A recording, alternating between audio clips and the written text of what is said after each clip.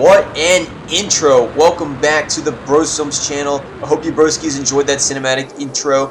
But before we get started with this Me-262 review, I need you broskis to do me a favor. If you haven't already joined our broski community yet, smash that subscribe button and join our Discord server to get connected with the bros. If you end up liking this review or it helps you, make sure to smash that like button. And with that being said, let's get started with the Me-262 review. Alright, so the Me-262 comes at the end of the BF-109 tech tree, so it's going to run you about 10,000 gold, but you're going to have to get all the planes before it, which can add up to a pretty penny. But once you spent the gold, you got yourself the Me-262, and you can pretty much only use it on Hamburg or instant dogfight. But Hamburg's really all you need for the Me-262 because you got some epic bomber interception missions. I love how they actually spawn the AI bombers because it gives you something to do even when there's not a lot of other players on the server. And the Hamburg missions are still fun and challenging. In fact, Hamburg is probably one of the best maps out there, so I don't think you're going to be missing out much by only being limited to the Hamburg map with the Me-262.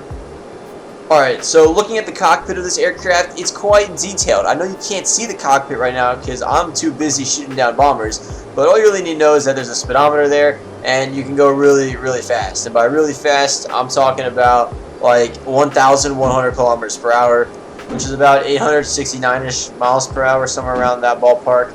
But basically, the speeds of the Me-262 seem to be quite realistic for max speed. The only current speed issue in the game is like speed being affected by air density or by altitude or anything like that, because I don't think the game really takes into account your altitude performance. So that's one thing a lot of WoD players have been asking for, is just better physics in terms of air density, but I don't know if that's something we'll see in WoD for a long time. This means that planes that perform better at low altitudes still retain these advantages even at high altitudes, which makes planes like the 109, I'm not saying the 109 is underpowered by any means, it's definitely overpowered, but I'm just saying it kind of loses their high altitude performance. And this is something that we see with the Me-262, is at high altitudes it's not any better than any other aircraft. In fact, the Me-262 has a terrible turn radius, which means that at high altitude you're not going to be turning against any of those P-51Ds or any other aircraft that you might encounter up there, so your best bet is most likely going to be to dive away. In fact, the only time I really fly the Me-262 is when I want a bomber hunt, because with its 430mm boasting 400 rounds of it, it makes quick work of the bombers, and not to mention it also has 24 R4M rockets, which pretty much destroy bombers with one hit. However, due to its poor dogfighting capabilities, I just try to avoid dogfights when I can, and mostly just go for the bombers. But in this video, you'll see me targeting a lot of the dogfighting aircraft, just because I think it's cool to shoot them down with 430mm. However, if you do plan to dogfight this aircraft, there's something you must be made very aware of, and that it's just, this plane, like, it just eats a lot of fuel and very fast. It doesn't last a long time in the air, so it's best to get in and get out. Long, drawn-out dogfights will oftentimes get you killed, either because you'll get shot down because the P-51s can normally keep up with you unless you just hit the deck, or you're just going to run out of fuel and lose all your energy and just kind of crash into the ground or something.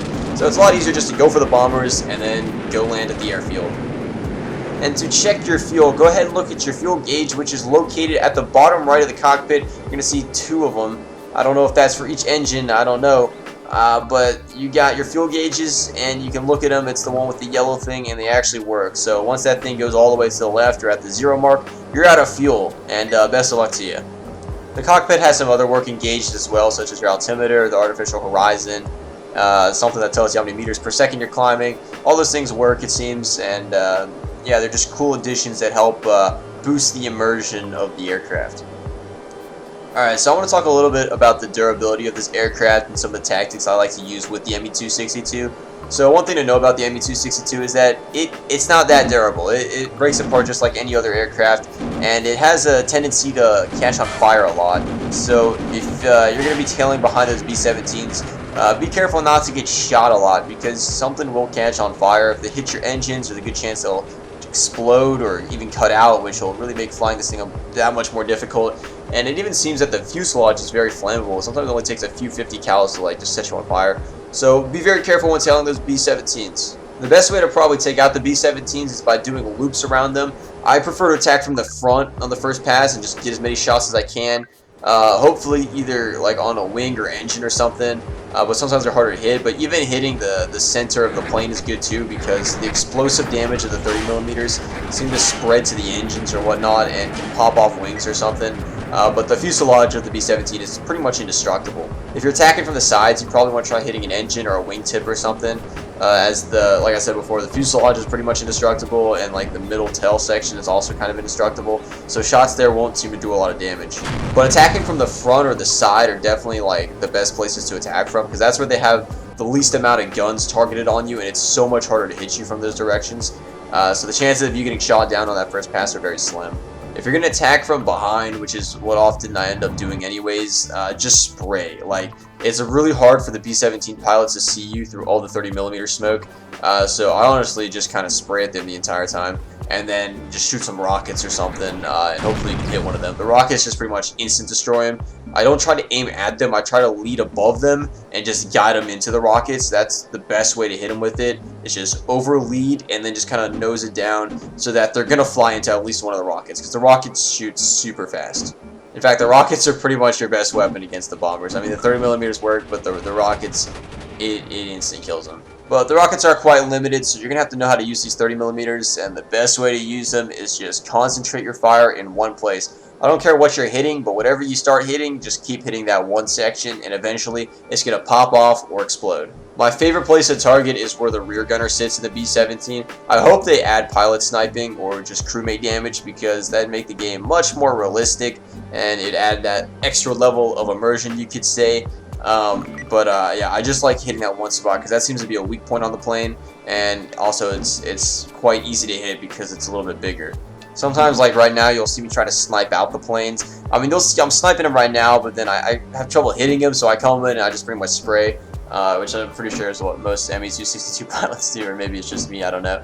But sniping with this is kind of tough because the 30mm have an insane drop, and the bullet velocity of them, or muzzle velocity of them, is just absolute. It's just so slow, and I don't know if it's just WAD, but I mean, I heard that it's realistic.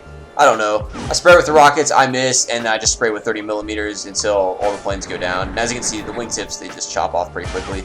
And that's pretty much how you take out bombers. I know I touched on this a bit earlier, but my tactic for dogfighting is literally just hit and run. Hit targets that don't see you. Don't try to turn with them. Don't kill your energy. The plane has trouble getting all that energy back. So don't try and pull too many crazy maneuvers, because the P-51s or whatever American plane they're in, it's going to stick on your tail after that. So hit unsuspecting targets, strike fast, strike quickly, and get out of there. Overall, in my opinion, definitely the best bomber interceptor in the game. But anyways, if you find this review helpful, make sure to hit that like button, subscribe for more videos, and until next time, I'll see you in the next video, broskies.